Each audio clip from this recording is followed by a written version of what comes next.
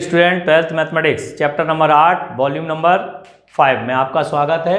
कल हमने 8.2 में कुछ सवाल आपको बता दिए थे, ठीक है।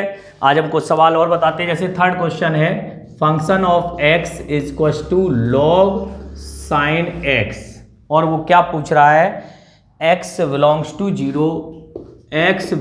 टू 0 से π/2 में फलन जो है अंतराल में वर्धमान है, सिद्ध कीजिए। तो very easy, log sin x का डिफरेंशिएशन क्या होता है, cot x। क्या होता है, cot x। कैसे, देखो f डैश x, पहले तो f ऑफ x लिख लो, log sin x, तो जैसे ही हम करेंगे तो f dash x, log sin x का क्या होगा 1/sin x, और sin x का क्या होगा cot x, cos x sorry. तो f dash x is equal to क्या हो गया, cot x। सभी जानते हैं, दुनिया में कौन नहीं जानता है, 0 से π/2, 0 से 90 में cot कैसा होता है, 0 से π/2 में cot x कैसा होता है, पॉजिटिव होता है, पॉजिटिव होता है, धनात्मक होता है, धनात्मक होता है। इसलिए f dash x is greater than 0, इसलिए वर्धमान है। कैसा फलन है, वर्धमान। क्वेश्चन नंबर और देख लो, बहुत छोटे छोटे पार्ट हैं, एक पांचवा देख लो भाई अगर आपको देखना है। Function of x is equal to, ये लिखा हुआ x माइनस 1 e के पावर x और plus 1, x is greater than 0 के लिए वर्धमान है, ऐसा कह रहा है। तो ठीक है भैया, तो चूंकि f of x is equal to x minus 1 e के power x plus 1, f dash x minus 1 e के पावर x का e के पावर, कौन सा, प्रोडक्ट रूल, प्रोडक्ट रूल, गुणन नियम, ठीक है, और e के पावर x इंटू 1 और प्लस 0। तो स्वाभाविक बात हो गई, f डैश x, e के पावर x कॉमन ले लो तो x माइनस 1 प्लस 1, 1 से 1 कट गया, तो f dash x is equal to x e के power x, x is greater than 0, अर्थात 0 से अनंत, ऐसा कह सकते हो। For all x is greater than 0, 0 से बड़े मान रखोगे तो 1 रख दिया, e के पावर 1 हमेशा पॉजिटिव आएगा, ठीक है। इसलिए कैसा हो गया, इसलिए f डैश x कैसा होगा, ग्रेटर देन, सदैव कैसा होगा, पॉजिटिव। तो f डैश x पॉजिटिव है, इसलिए क्या लिख देंगे, फलन x इज ग्रेटर देन 0 में वर्धमान है, वर्धमान फलन है, ठीक है। ये हो गया। इसके बाद बहुत इजी प्रश्न है, कोई दिक्कत की बात नहीं। एक क्वेश्चन नंबर 7 देख लो, हम और करा देते हैं आपको। क्वेश्चन नंबर 7 टाइप्स, ये कह रहा अंतराल में सिद्ध कीजिए, अंतराल में ह्रासमान है, सिद्ध कीजिए कि निम्न फलन सम्मुख दिए गए अंतराल में ह्रासमान है, ठीक है। तो f of x is equal to tan inverse x minus x और x belongs to r, x belongs to r, तो f dash x is equal to, इसका क्या होता है 1/1 प्लस x स्क्वायर,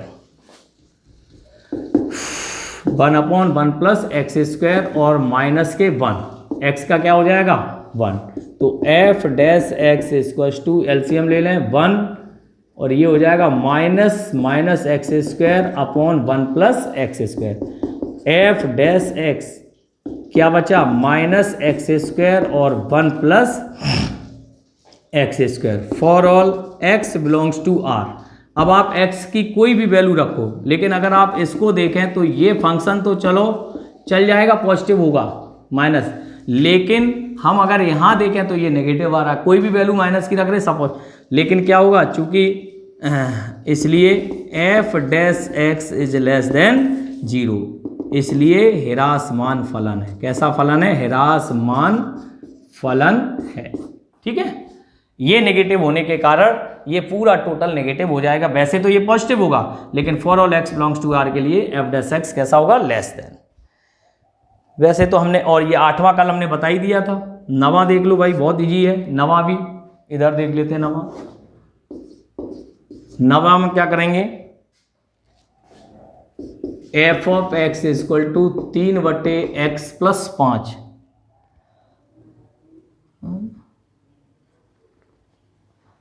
3/x+5 है ये, 3/x+5 पूरा ही फंक्शन है ये, ठीक है। 3/x+5 x belongs to r परंतु x डज नॉट इक्वल 0, ऐसा बोल रहा है।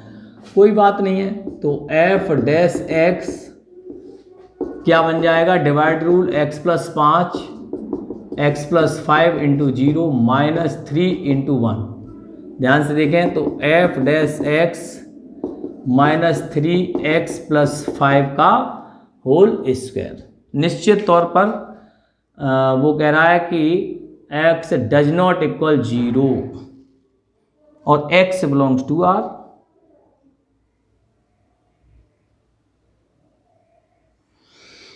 तो ये इस तरह से चलेगा, f dash x belongs to r। अब आपने x बिलोंग्स टू r ली तो ये तो सब पॉजिटिव ही आएगा, हमेशा ही पॉजिटिव आएगा, लेकिन ये कैसा है, नेगेटिव, तो लेस देन हो जाएगा। कैसा हो जाएगा, लेस देन। कैसा फलन है,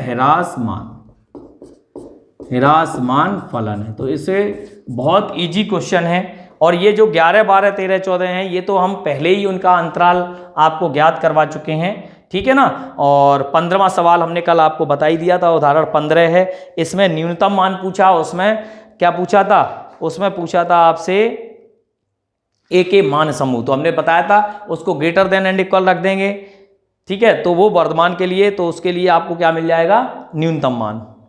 चलिए इसके बाद हम बात करते हैं क्वेश्चन नंबर 16 की, ये आप नोट कर सकते हैं।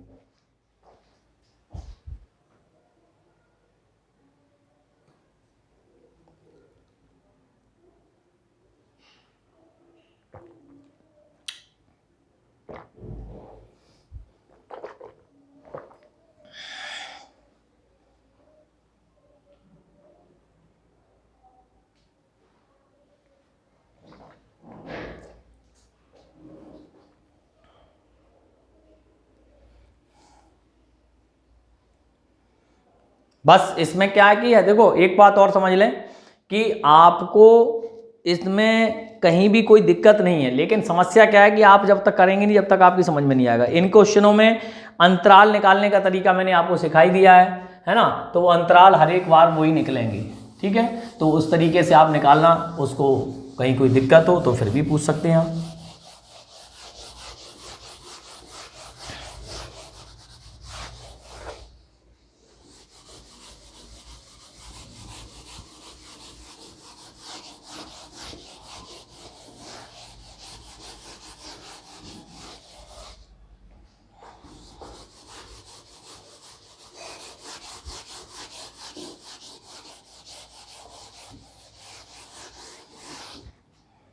क्वेश्चन नंबर हम लेते हैं 16। ये भी इंपॉर्टेंट है, ठीक ठाक। क्या कह रहा है, सिद्ध कीजिए कि फलन f of x is equal to tan inverse sin x plus cos x, sin x plus cos x अंतराल 0 से π/4 में वर्धमान फलन है, में वर्धमान फलन है, ठीक है। तो करते हैं शुरुआत। f of x equal to tan inverse sin x और प्लस cos x। ध्यान से देखें, इसका f डैश x फाइंड कर लें। tan इनवर्स का क्या होता है, 1/1 plus x square sin x plus cos x का whole square ddx of sin x और प्लस cos है। f dash x equal to 1/1 plus sine square x cos square x 2 sin x into cos x, और sin x का क्या है, cos x, और cos x का क्या है, माइनस sin x, ठीक है। f dash x is equal to 1 upon, इसकी वैल्यू क्या होती है पता ही है आपको, 1 + 1, और इसकी वैल्यू क्या होती है आपको पता है, sin 2x। त्रिकोणमिति यदि आपकी कमज़ोर हो तो इसको कमज़ोर ना बनाएं, क्योंकि अगर आपको इंटीग्रेशन में फंस जाएंगे तो फिर आप दिक्कत में आ जाएंगे। तो ये बन जाएगा आपका, क्या बन जाएगा, cos x माइनस के sin x। ठीक है, तो यहाँ से हम क्या करेंगे, ये f dash x is equal to 1/2 plus sin 2x, और इसको यहीं लिख दो cos x माइनस के sin x। ठीक है, अब हमें कुछ नहीं करना, अब तो हमें जांच करना है।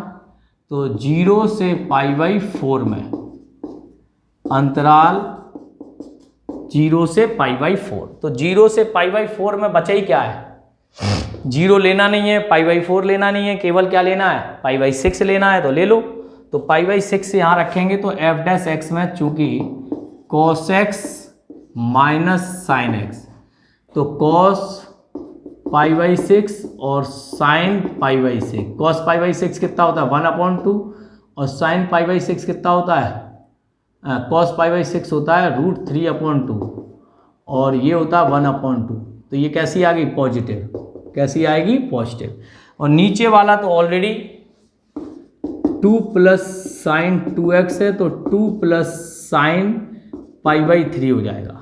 देखो π/6 रखेंगे तो π/3 हो जाएगा, और sin π/3 की वैल्यू क्या होती है, √3/2, तो इज ग्रेटर देन 0, तो ये भी कैसा हो जाएगा, पॉजिटिव। इसलिए क्या हो गया, cos x minus sin x बटे 2 + sin 2x is greater than 0।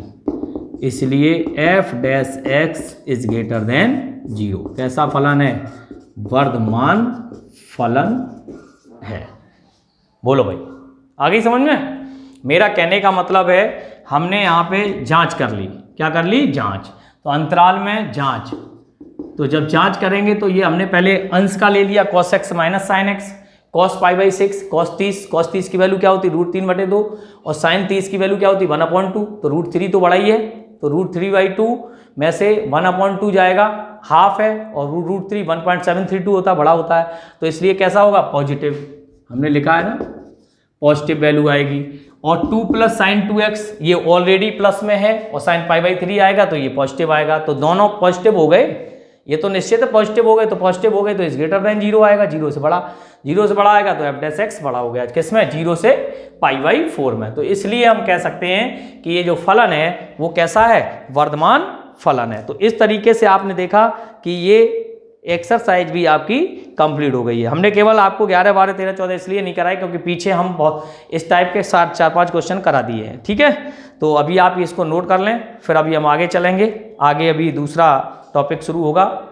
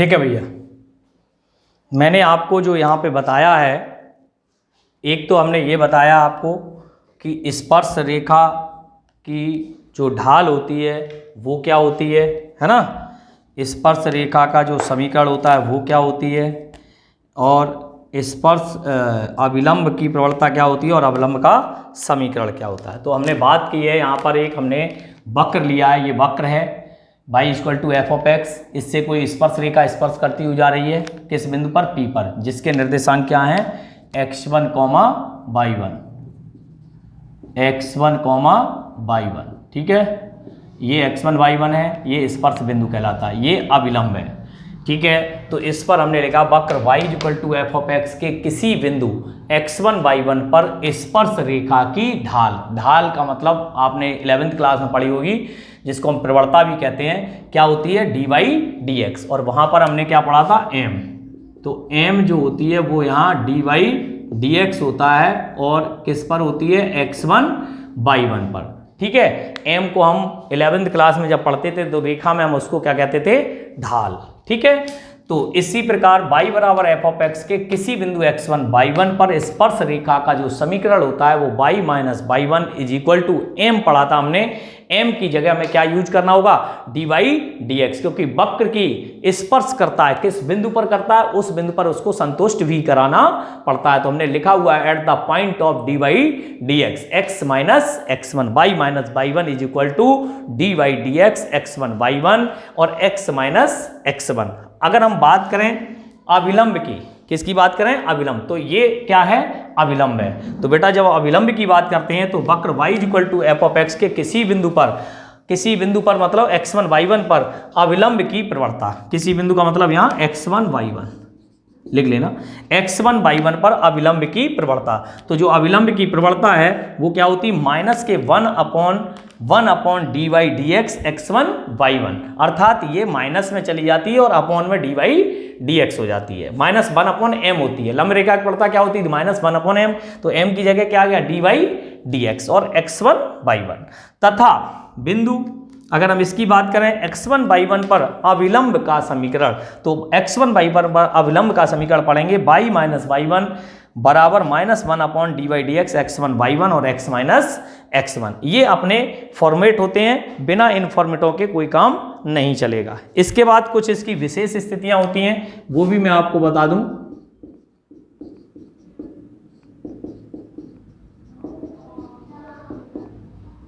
विशेष स्थितियां क्या क्या होती हैं, नंबर 1,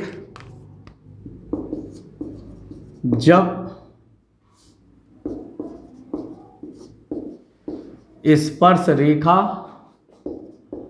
x अक्ष के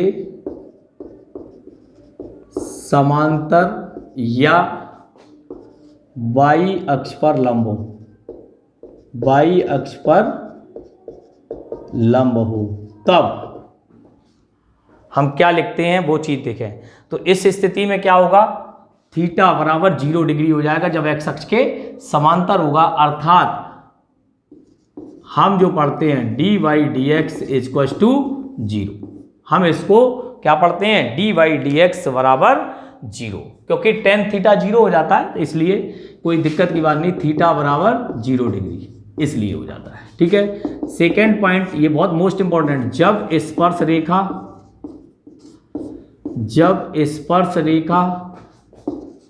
y अक्ष के समांतर,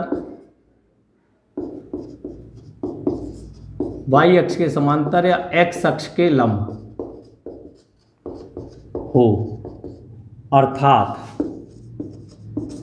कुछ नहीं, क्या पढ़ेंगे, dx dy इक्वल टू 0, क्या पढ़ेंगे, dx dy इक्वल टू 0, या हम ऐसे पढ़ लें dy dx इक्वल टू क्या हो जाएगा, अनंत, ठीक है, एक ही बात हो गई।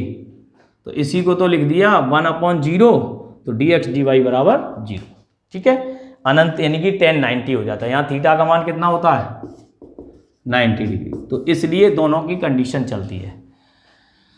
और एक और होता है, जब स्पर्श रेखा दोनों अक्षों से समान कोण बनाती है, समान कोण बनाती है, तब क्या होता है, d y d x equal to plus minus one. कहीं कहीं हम दोनों का ही यूज कर लेंगे, तो प्लस माइनस वन। जब स्पर्श रेखा दोनों अक्षों से समान कोण बनाती है तो प्लस माइनस वन। तो बात एक ही है ना। तो इस तरीके से आपके कुछ प्रवणता और होती हैं, तो मैं वो भी लिख दे रहा हूँ। प्रवणताएं हम कितने प्रकार से ज्ञात करते हैं। जैसे नंबर 1, जब दो बिंदु दिए हों, जब दो बिंदु क्या से, जैसे x1 y1 and x2 y2 ये दिए हों, तो हमारी जो प्रवणता होती है, ढाल होती है, m बराबर y2 minus y1 upon x2 minus x1। Second, जब रेखा ax plus by plus c बराबर 0 के रूप में दी हो, तब ढाल m बराबर माइनस x का गुणांक अपॉन y का गुणांक। ठीक है। और एक तो जानते ही होंगे आप, यहाँ पे हम लिख दे रहे हैं थर्ड, वो नीचे पता नहीं आ रहा कि नहीं आ रहा। y बराबर रेखा जब y बराबर mx प्लस c के फॉर्म में हो, तो ढाल क्या होती है, m। तो इसकी तुलना इससे x का गुणांक। ठीक है, इस तरीके से कर लेते हैं। ठीक है। और भी अगर कोई होंगी तो ज़्यादातर इनका ही यूज होता है ना, स्पर्श यानी कि ढाल निकालने के तरीके में। तो ढालें जब हम तक नहीं निकाल पाएंगे तो हमें दिक्कत होगी। तो इस तरीके से ये फॉर्मेट है, ये इससे हमें आगे चलने का एक कायदा मिलेगा, जिससे हम स्पर्श रेखाएं और अविलंब के सवाल हल कर सकते हैं। ठीक है। तो बस और कोई ज़्यादा खास बात नहीं है। हमें डी वाई डी एक्स अवकलन अवश्य ही आना चाहिए, बिना अवकलन के कुछ नहीं हो सकता है। अवकलन आपको पहले ही पढ़ाया जा चुका है। तो अवकलन मोस्ट इंपॉर्टेंट टॉपिक है इस पूरी कहानी के लिए। ये चैप्टर हो जाएगा, इसके बाद समाकलन आएगा, तो समाकलन में भी अवकलन की आवश्यकता, पूरे 12 चैप्टर तक आपको अवकलन समाकलन दोनों की आवश्यकता रहेगी। ठीक है ना। तो ये नोट डाउन कर लें, उसके बाद मैं आपको सवालों पे लेकर चलता हूं, उसके बाद आगे बात करूंगा। फटाफट लिख लें।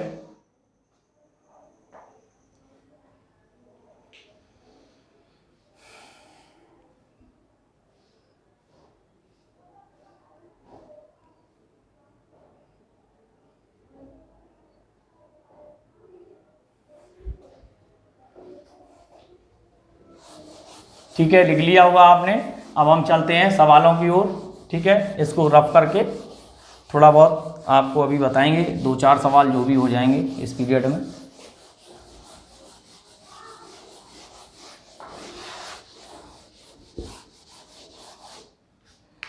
ये देखिए,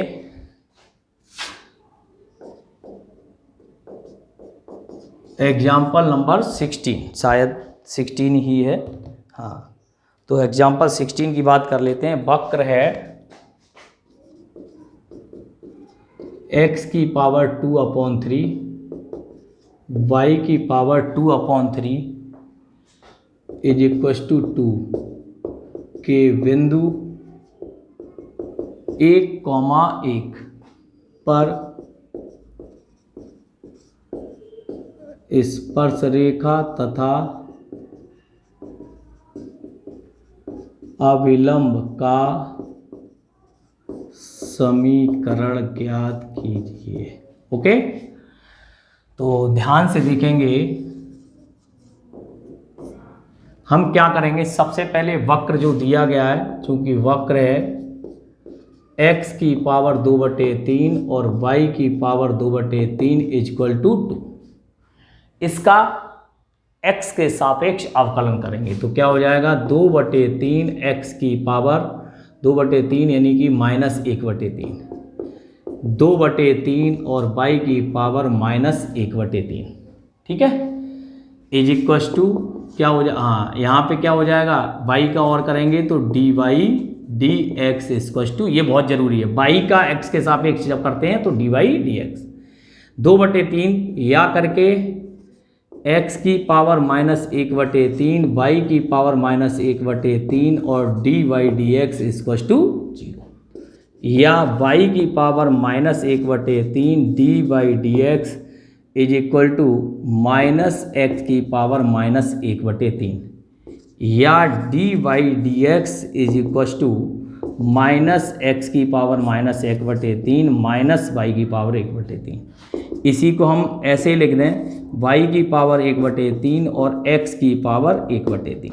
ठीक है, तो स्पर्श रेखा की ढाल, स्पर्श रेखा की प्रवणता। ठीक है, तो स्पर्श रेखा की प्रवणता किस बिंदु पर, dy dx इक्वल टू क्या हो गई, -y की पावर 1/3 और x की पावर 1/3।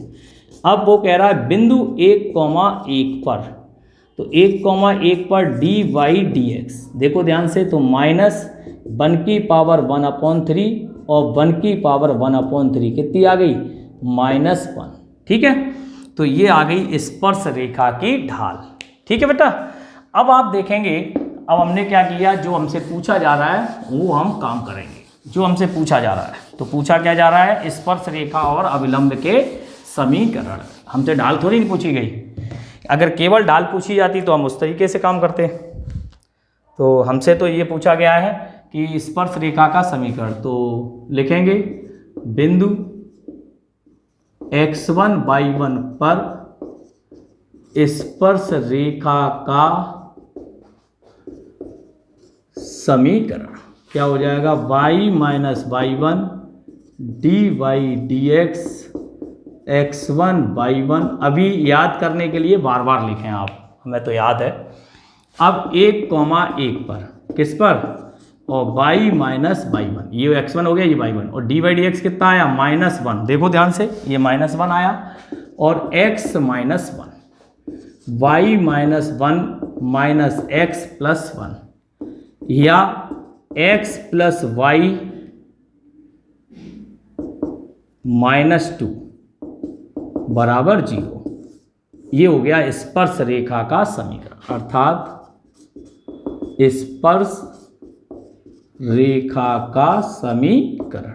ठीक है, पुनः एक तो ये आ गया, अगला आ जाएगा बिंदु x1 y1 पर, सॉरी बिंदु 1,1 पर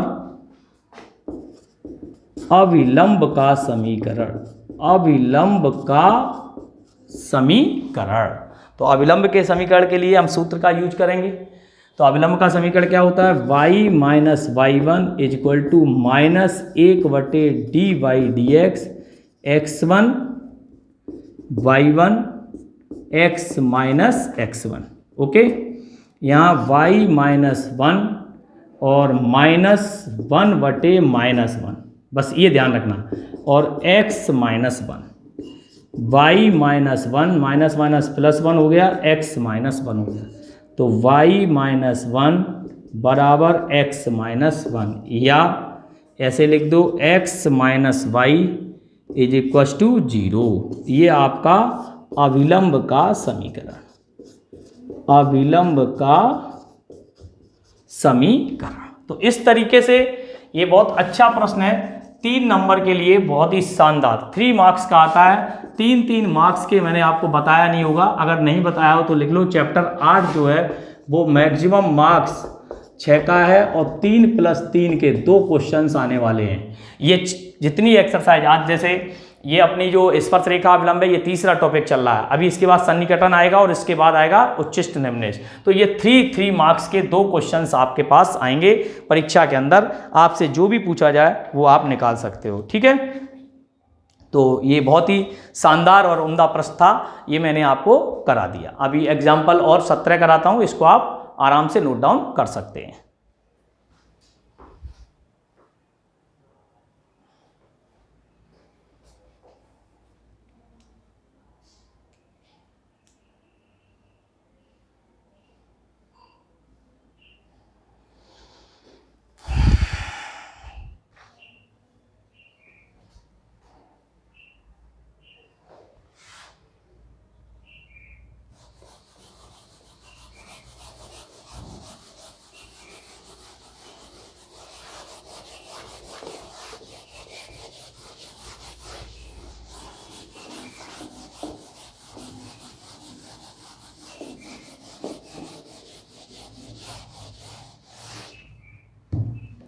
यहां पे कह रहा है 17वें प्रश्न में वक्र x square plus y square बराबर 25 x square plus y square minus के 2x माइनस के 3 बराबर 0 पर उन बिंदुओं को ज्ञात कीजिए जहां स्पर्श रेखा फर्स्ट ऑफ ऑल एक्स अक्ष के समांतर हो, सेकेंड वाई अक्ष के एक्स अक्ष के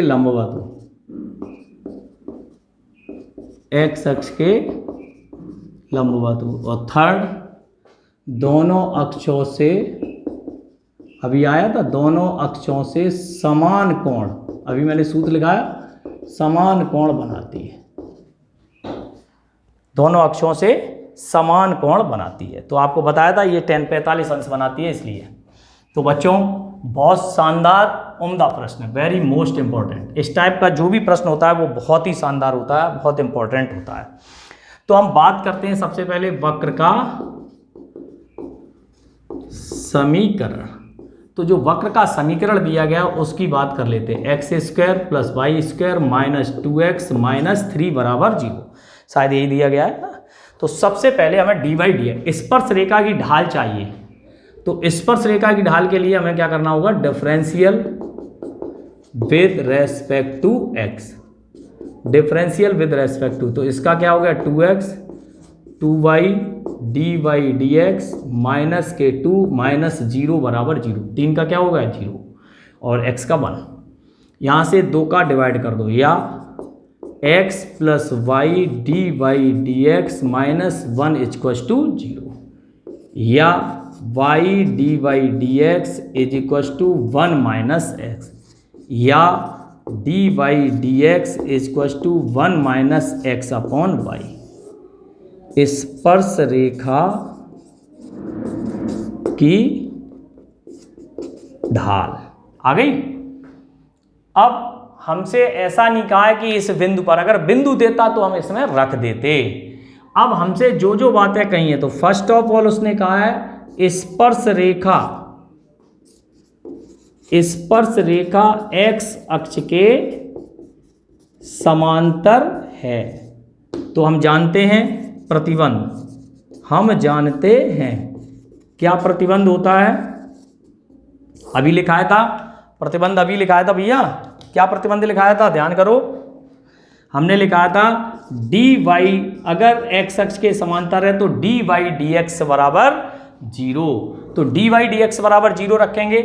तो डी वाई डी एक्स क्या हो गया 1 माइनस एक्स बटे वाई बराबर 0। तो जैसे ही हम करेंगे तो 1 माइनस एक्स बराबर वाई, ठीक है, 1 माइनस एक्स बराबर 0 ये 0 हो गया। तो x बराबर क्या आ गया 1। जैसे ही हमने देखा x बराबर 1 आ गया, तो ये जो हमारी इक्वेशन थी यहाँ पे फ्रॉम फर्स्ट कर दो, वैल्यू मिल गई x की वैल्यू रख दो चल के। तो x square plus y square minus 2x minus 3 equals to 0, 1 का square y square 2 into 1 minus 3 equals to 0, 1 plus y square, और ये 3 और 2 5 बराबर 0,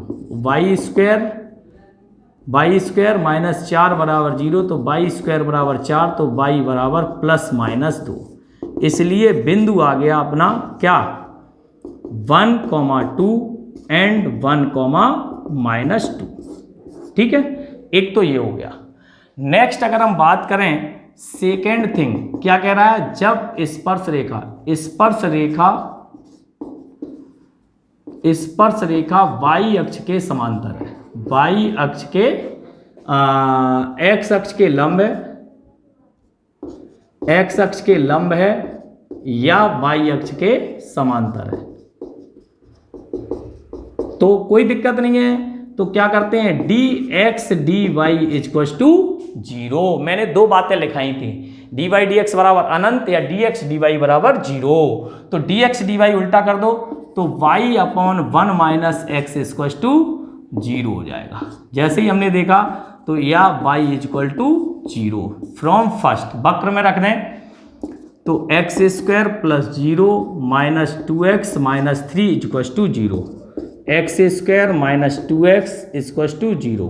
यहाँ से 3 गुणनखंड कर लें, 3 एकम 3 माइनस 3x प्लस x और minus 3 equal to 0, x common ले लो तो x माइनस 3 प्लस 1 कॉमन ले लो तो x माइनस 3, तो x माइनस 3 और x प्लस 1 बराबर 0, तो x बराबर 3 और माइनस 1, इसलिए बिंदु आ गया, क्या बिंदु आ गया, माइनस 1,0 और 3,0।